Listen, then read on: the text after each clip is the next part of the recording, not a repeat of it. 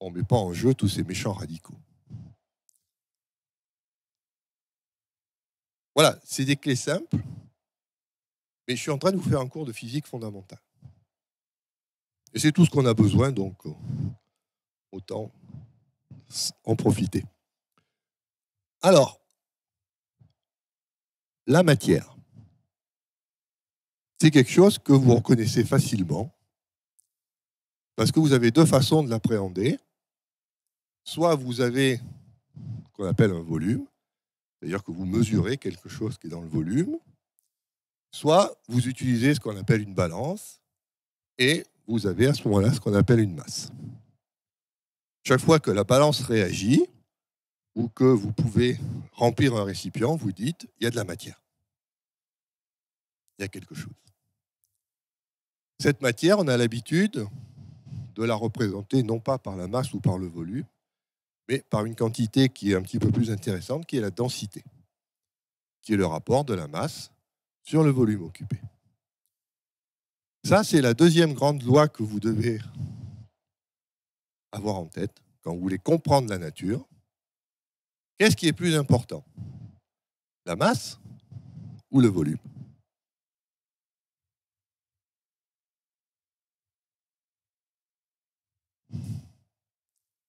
Eh bien, c'est le volume. Ce n'est pas la masse. Pourquoi? Parce que la masse mesure l'inertie. La masse, c'est le coefficient qui fait que les choses sont dures. Quand vous avez beaucoup de masse, on ne peut pas vous faire bouger. Essayez de faire bouger une montagne. Vous aurez du mal.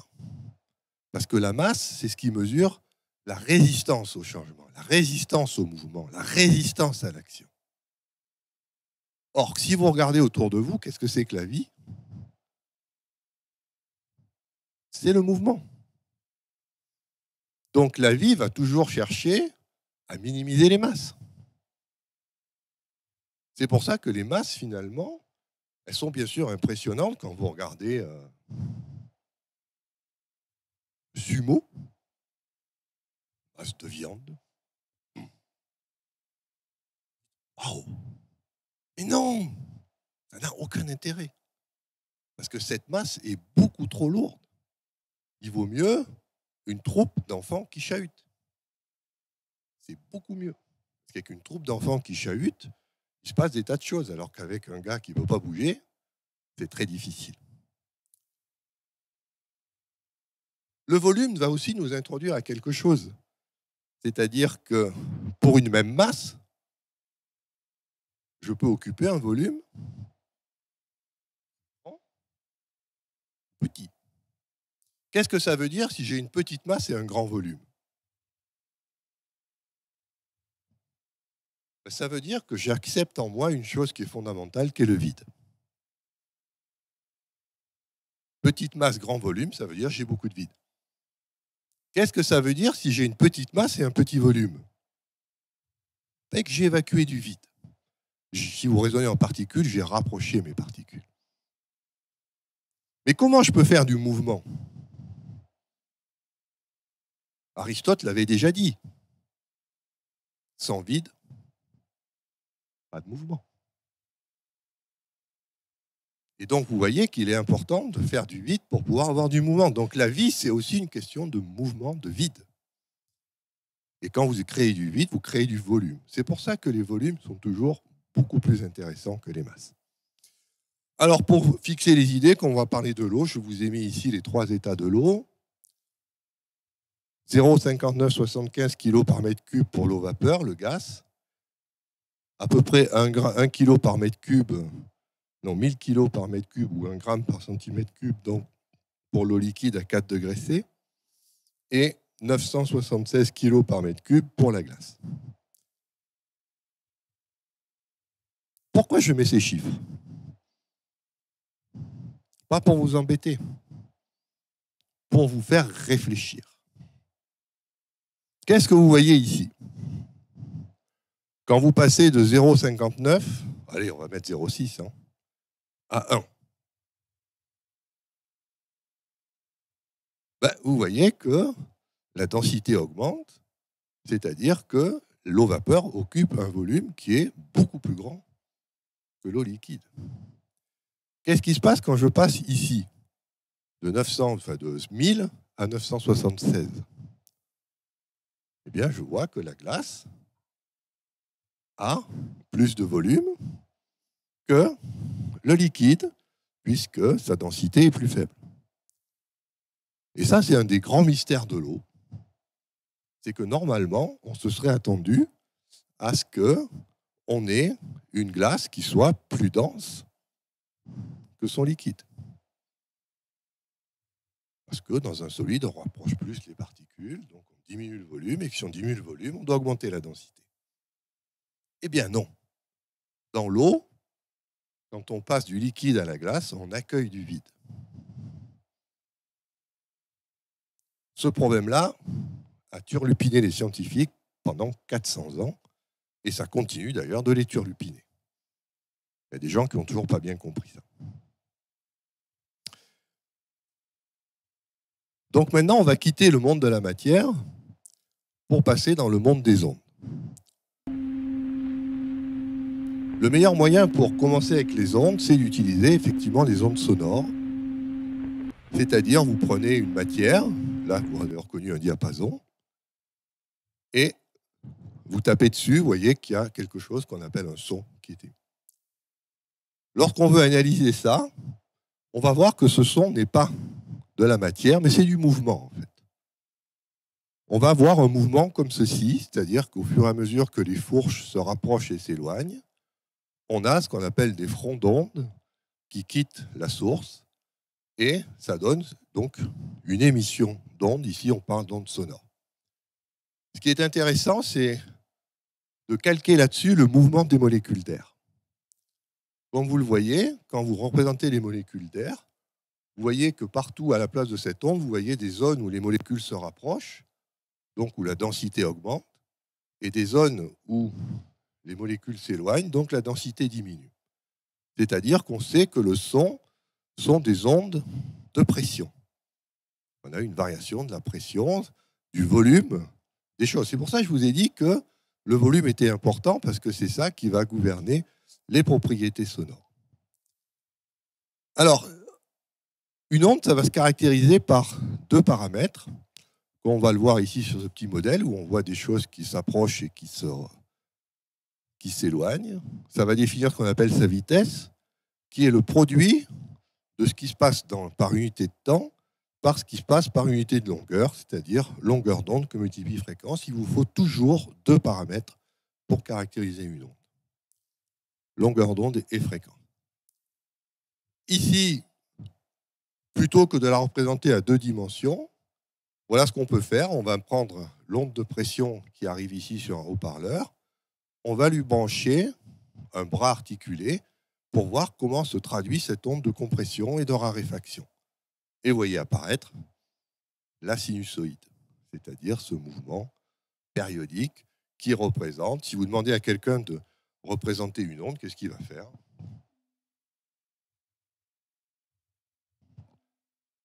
Quels sont les paramètres à lesquels on dispose? Eh bien, ici, on a pris deux diapasons. Vous voyez que, suivant l'impulsion qu'on donne au diapason, on peut avoir une amplitude qui est différente, c'est-à-dire avoir un son qui est fort ou un son qui est plus faible. Ça, c'est un des premiers paramètres. Jusqu'où monte la sinusoïde. Ensuite, voilà un diapason qui vous donne ce qu'on appelle le C4.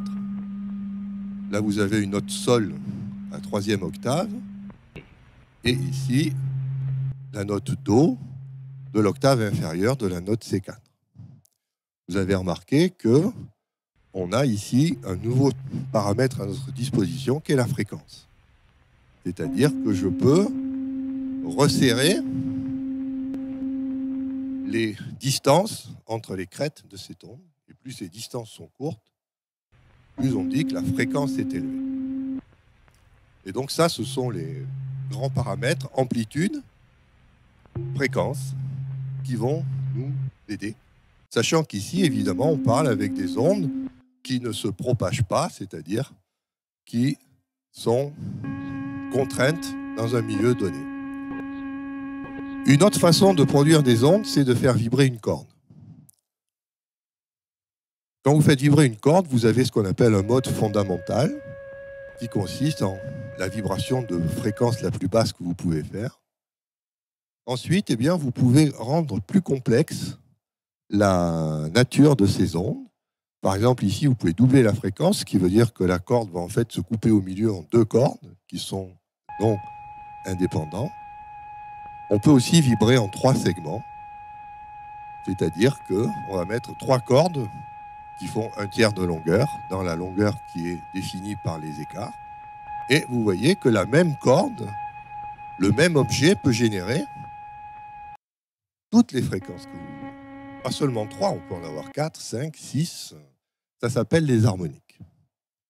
Et avec ça, vous allez pouvoir avoir des sons de plus en plus compliqués. Avec une seule objet, vous pouvez avoir en fait tout un spectre de fréquences. Alors voilà maintenant pour vous montrer le son d'un violon. Vous voyez ce qui se passe, c'est que ce n'est pas une sinusoïde. Mais ce signal, vous pouvez le décomposer comme une somme de sinusoïdes. Ça, c'est une cymbale. On vous montre le mouvement de la matière.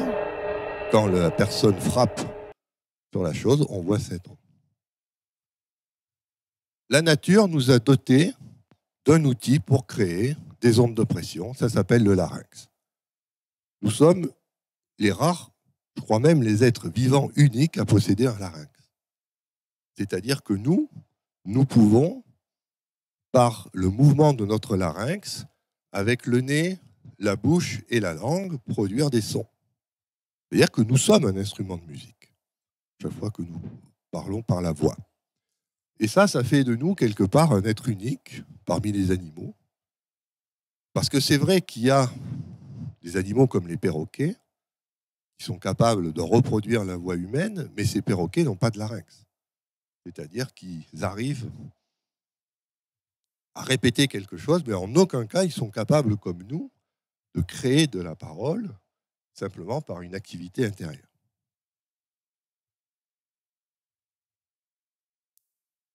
Alors, comment on peut savoir les fréquences que vont émettre un objet matériel? Le plus simple, c'est de se référer à la corde vibrante. Donc, une corde qui est faite de matière, qui vibre entre deux extrémités. Et le point clé, c'est que la vibration ne peut pas se faire ici ou là, parce que la corde est attachée à quelque chose qui est sans mouvement. Par contre, au milieu, elle peut faire ce qu'elle veut. Elle peut adopter à peu près n'importe quelle forme, parce que là, elle n'est pas attachée. Donc vous comprenez qu'il faut que la corde soit assez souple. On ne va pas prendre un bloc de béton. Mais ce n'est pas trop grave, parce que même si vous preniez un bloc de béton, il serait capable de faire ça.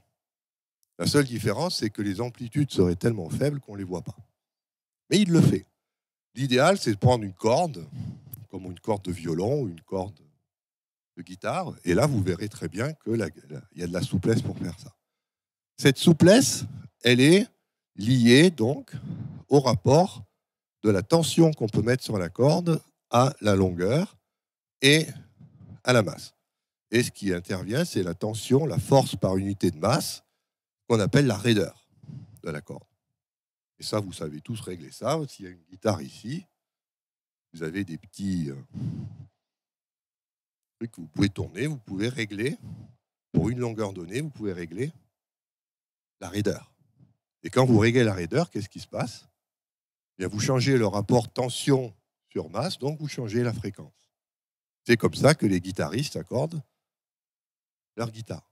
Parce qu'ils ne changent pas la longueur de la guitare. D'accord?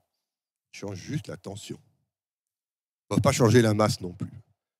Une autre façon de faire varier la fréquence, c'est de jouer sur la longueur. C'est-à-dire que si je prends une grande corde, j'aurai un son grave, alors que si je prends une corde plus courte, j'aurai un son de plus haute fréquence, plus aigu. Donc vous voyez les deux façons qu'on a de régler les fréquences. Et lorsqu'on analyse ce mouvement à l'aide des outils de la physique, on va tomber sur cette expression. Comment varie la corde en fonction le déplacement latéral en fonction de la position x et par rapport à ce déplacement latéral en fonction du temps. C'est ce qu'on appelle une équation d'onde. Et la résolution de cette équation d'onde nous donne cette solution pour la fréquence et cette solution pour comment varie y en fonction de x.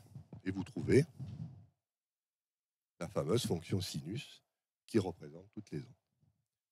Donc vous voyez que la physique est très claire et c'est toujours une caractéristique des ondes, c'est qu'il faut deux choses pour fixer une onde.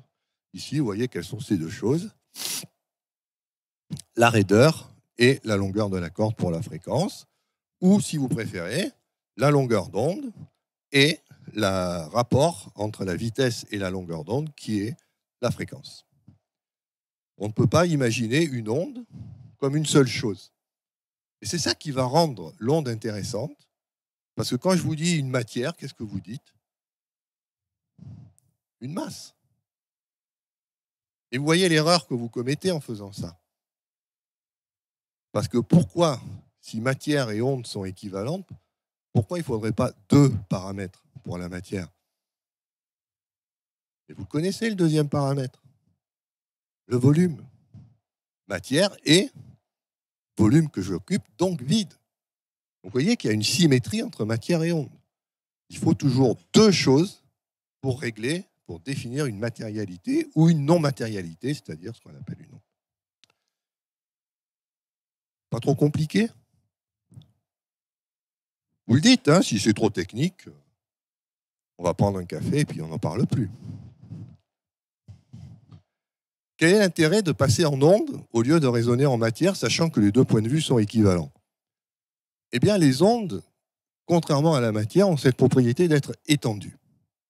C'est-à-dire qu'on a l'habitude de voir la matière comme des anomalies de l'espace, des choses où vide, vide, vide, vide, vide, vide, vide, vide, vide, vide, paf, de la masse, vide, vide, vide, vide, vide, vide, vide. Ça, c'est de la matière. Quand vous êtes avec une onde, c'est complètement différent. À la limite, il n'y a plus de vide. Pourquoi? Parce que l'onde occupe tout.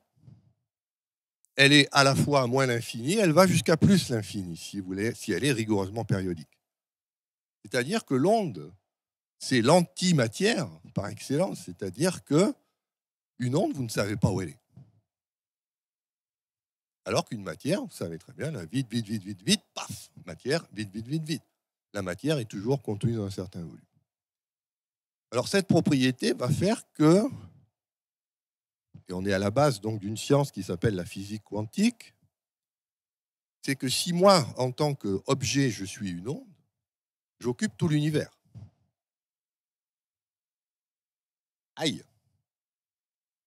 Et si j'occupe tout l'univers, comme il y a d'autres objets, ces objets occupent aussi tout l'univers. Et qu'est-ce qui se passe? Ça veut dire qu'avec les ondes, je dois faire gaffe à mon voisin. Que je peux ne pas faire avec la matière. Pourquoi? Parce qu'avec la matière, il y a du vide. Et je peux toujours dire, mon voisin, je le mets là où il y a du vide. Et c'est cool.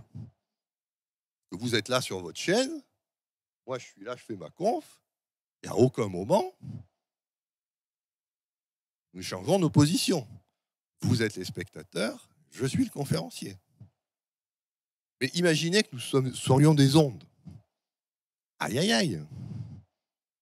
Et d'ailleurs, vous le voyez bien, c'est que ma voix est une onde, et qu'est-ce qui se passe? Vous l'entendez tous à la fois, ce qui veut dire qu'elle est partout. Et si quelqu'un d'autre se dit, mais ce conférencier, il me fait chier, moi aussi, je sais que c'est des choses, je vais parler, qu'est-ce qui va se passer? Parce qu'on va observer, c'est la somme des deux, et pas l'un ou l'autre. Et ça, c'est la propriété des ondes, c'est que vous ne pouvez pas. Elles sont toujours à s'additionner les unes aux autres.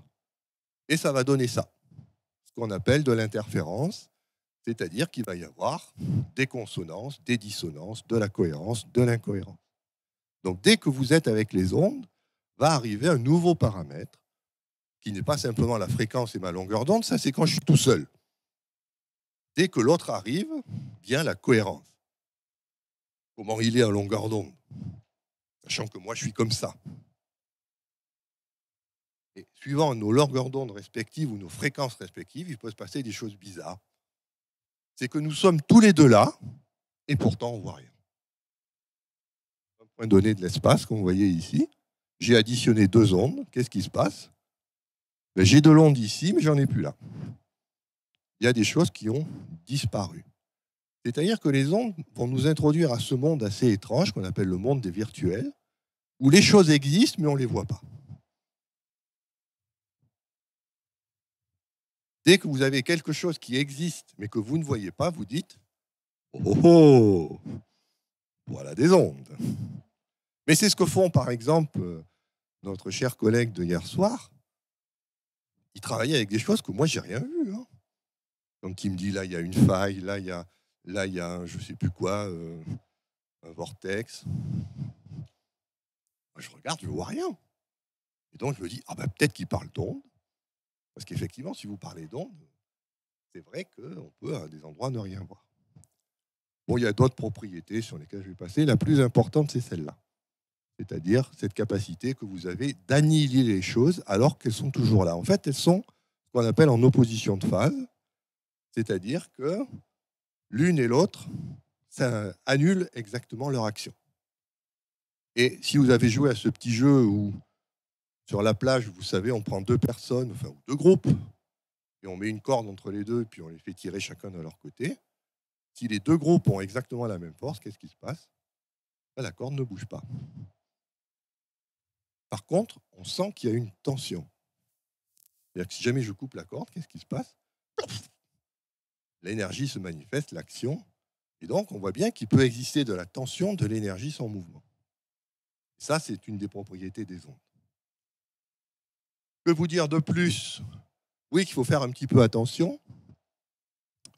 C'est qu'on a 2 types de vitesses. Celle qui est la plus commode, c'est ce qu'on appelle la vitesse de phase, qu'on obtient en multipliant la longueur d'onde par la fréquence. Cette vitesse de phase, c'est une vitesse qui n'a pas beaucoup d'intérêt parce qu'elle n'est pas soumise aux lois de la relativité.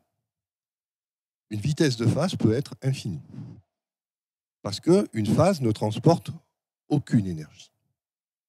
Et la théorie de la relativité vous limite la vitesse pour le transport de l'énergie. C'est pour ça qu'on a introduit une autre notion qui est ce qu'on appelle la vitesse de groupe, qui est comment la pulsation, la fréquence se disperse en fonction de la longueur d'onde, parce que ça, c'est la vitesse de transport de l'énergie, et c'est donc celle qui est pilotée, concernée par la théorie de la relativité, celle-là ne l'est pas. Alors ça, c'est très commode. Pourquoi? Parce que je vous ai dit qu'il y avait, avant l'action, 2 choses. Quoi? Information, énergie. Je vous dis ici que l'énergie se déplace à la vitesse de groupe. Donc, la phase va se déplacer, enfin l'information, elle peut se déplacer à la vitesse de la phase. Et c'est bien ce qu'on voit, c'est-à-dire qu'une information peut se transmettre instantanément. Elle ne se préoccupe pas de l'espace-temps. Ce qui se préoccupe de l'espace-temps, c'est une énergie. Donc retenez bien ça, la vitesse de phase peut être corrélée à la vitesse de transmission de l'information, et cette vitesse de transmission de l'information peut être infinie, instantanée. Par contre, l'énergie, elle est obligée de dire « aïe, il y a de l'espace, il y a du temps, il va falloir faire quelque chose. » Non. Si vous regardez la définition, la longueur d'onde, c'est l'inverse de la fréquence que multiplie la vitesse de phase. Ah ben oui, mais c'est fondamental. Parce que si c'était l'inverse, ça voudrait dire que longueur d'onde et fréquence sont la même unité. Or, la longueur d'onde s'exprime en mètres, la fréquence s'exprime en hertz. Donc, il vous faut bien un 3e partenaire qu'on appelle la vitesse de phase, qui vous permet de dire comment je passe de la longueur d'onde à la fréquence. D'accord? Il y a, je retenais bien, et c'est bien que vous ayez posé la question, c'est 2 paramètres indépendants, longueur d'onde et fréquence.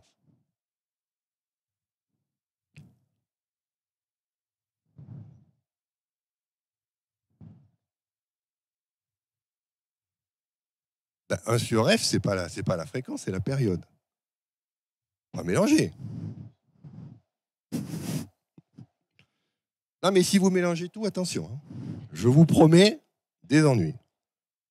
Donc retenez bien qu'il faut toujours, une onde, c'est toujours deux choses indépendantes, longueur d'onde et fréquence. Et le produit donne ce qu'on appelle la vitesse de phase. On va faire un petit test. Je vais passer les ondes sonores audibles. Le spectre va de 20 Hz à 20 kHz.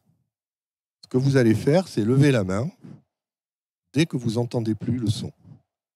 Donc là, pour le moment, vous n'entendez rien, parce que je n'ai pas mis le film en route.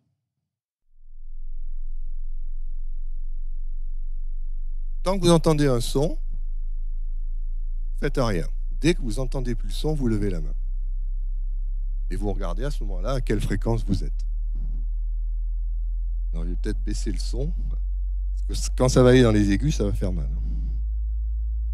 Mais pour le moment, dans les graves, c'est bon. Vous me dites quand ça devient trop pénible.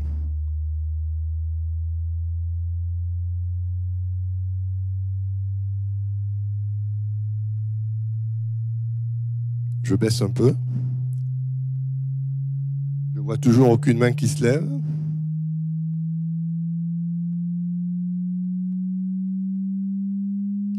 Vous sentez que le son devient difficile à supporter, je baisse. Là, on est à 300 Hz. Toujours aucune main se lève. Remarquez comme j'ai baissé le son parce que ça devient insupportable. Ça va devenir de plus en plus insupportable. Votre tête va éclater. Donc je vais encore baisser le son.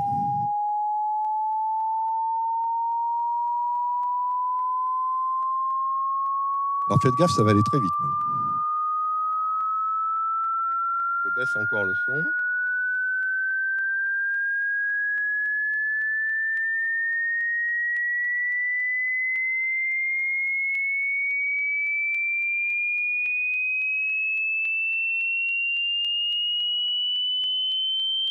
Hein, vous levez la main.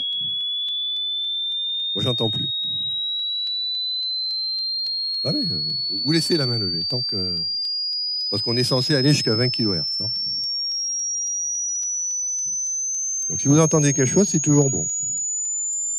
Et que votre oreille est en bon état. Voilà. Progressivement, les mains vont se lever parce que on est tous différents. N'oubliez pas de regarder le chiffre, ça va vous donner votre fréquence de coupure. Voilà. À la fin, évidemment, tout le monde lève sa main parce que l'oreille humaine ne peut pas aller au-delà de 20 kHz. Mais vous avez vu que moi, à 3000, j'étais dans les choux. Hein. J'entendais déjà plus rien. Bon, la réponse, elle est simple.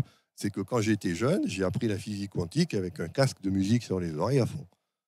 Et donc, je me suis bousillé complètement mes aigus. Et personne ne m'a prévenu. Donc, évidemment, à 58 ans, je suis un handicapé de l'oreille. Mais c'est bien, dans la salle, normalement, on commence à perdre les aigus vers 50-60 ans, hein, parce que c'est des petits mouvements de cils dans l'oreille. Donc j'ai vu que quand même, il y a des gens qui allaient facilement jusqu'à 12 ou 13 kHz. Donc ça, c'est bien, ça veut dire que... Par contre, j'ai vu personne aux environs de 20, là c'est normal, parce que ça, c'est que les très jeunes enfants qui sont capables d'entendre ces fréquences. Alors évidemment, en dessous de 20 Hz, c'est ce qu'on appelle les infrasons. Ça existe, mais vous n'entendez rien. Au-dessus de 20 kHz, c'est ce qu'on appelle les ultrasons. C'est-à-dire, ça existe aussi, mais là, on ne peut plus entendre. Il y a certains animaux, comme les chiens ou les baleines, qui peuvent, elles, par contre, dépasser. Là, je vous parle du spectre sonore humain. Allez, un peu de grossièreté. Techniquement, ce qui va donner la vitesse... Alors, avant de regarder ça, je vais revenir ici. Je ne vais pas lancer le film parce que... Vous avez remarqué que, sûrement, trouver cette loi en oméga 2. C'est-à-dire que la puissance sonore, c'est ce que vous entendez. Vous avez dû remarquer que quand oméga est faible, la fréquence, c'est tolérable. Mais si je ne baisse pas le son, qu'est-ce qui se passe? Ça devient très dur. C'est parce que ça varie comme le carré de la fréquence. La puissance que vous entendez varie comme le carré de la fréquence. Et donc, Au-delà d'une certaine fréquence, quand vous élevez au carré, ça commence à faire mal. Donc, est-ce que vous êtes obligé de baisser le son? Et à fur et à mesure que je monte en fréquence, ça va très vite parce que le carré du carré, après, c'est... Donc, vous avez expérimenté ici cette loi fondamentale de la puissance sonore, c'est qu'elle varie comme le carré de la fréquence de l'onde. Si vous préférez, dans une onde de haute fréquence, il y a beaucoup d'énergie. Alors que dans une onde de basse fréquence, il y en a beaucoup moins.